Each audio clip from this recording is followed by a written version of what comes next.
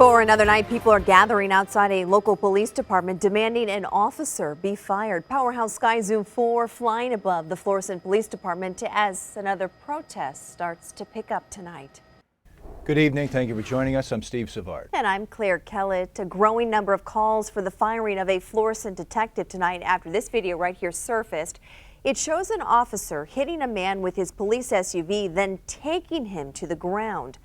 Our investigative reporter Lauren Traeger has been tracking the story for us tonight. And Lauren, this is now being investigated at the highest levels.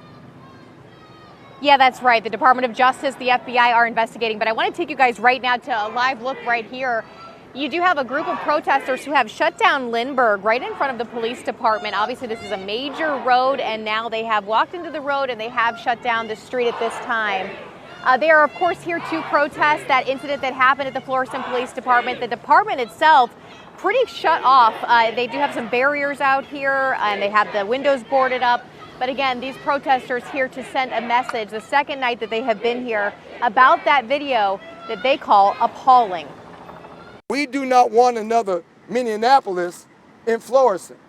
We do not want another Ferguson in Florissant. A group of clergy gathered outside the Florissant Police Department Monday calling for the immediate firing of a Florissant detective. In the video taken June 2nd from a Ring doorbell, you can see the unmarked police SUV strike a man and then an officer tackle and strike him again. What I've seen so far doesn't look good.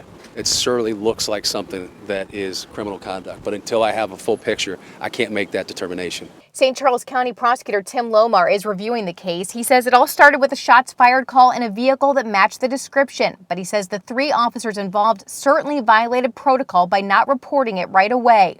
Everything that they had to do with that situation that evening will be examined. They'll be given an opportunity to give their version of events. But concerned clergy say they want accountability now. I'm tired of it. I'm tired of it. This is not the way it's supposed to be. Carol Jackson, a police officer for 38 years and a former commander in the University City Police Department, says she and other clergy are shocked and angry that this happened right in the midst of protests about police brutality. The majority of us take an oath because we care and we want to serve.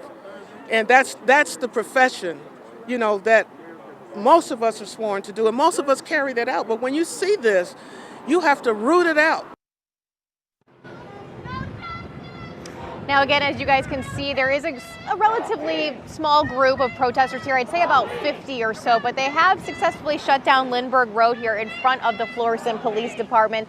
They are chanting. They have been saying the names of people who have died at the hands of police officers, and they are going to be here, they say, throughout the evening to make their voices heard.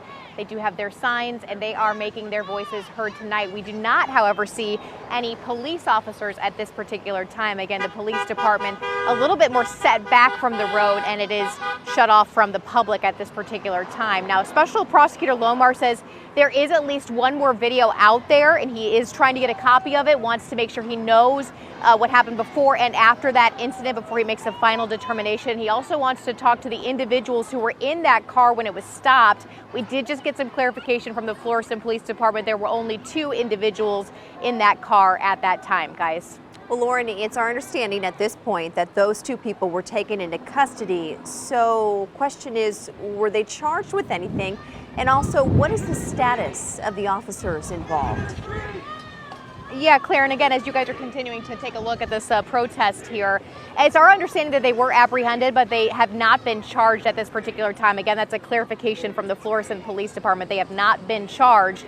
There are 3 officers right now who are currently suspended with pay, and I am told that is typical of an ongoing investigation at this particular time. So certainly a lot more to come in that investigation, and more to come tonight as these protests continue as well. Again, they are not planning on leaving here anytime soon. They want to make sure their message comes across. Again, a lot of people wanting to see that officer terminated immediately. We're going to have more coverage on these protests throughout the evening, of course, on the mobile app, as well as tonight at News 4 at 10. Guys. Lauren Traeger reporting live for us outside the Florissant Police Department. Lauren, thank you.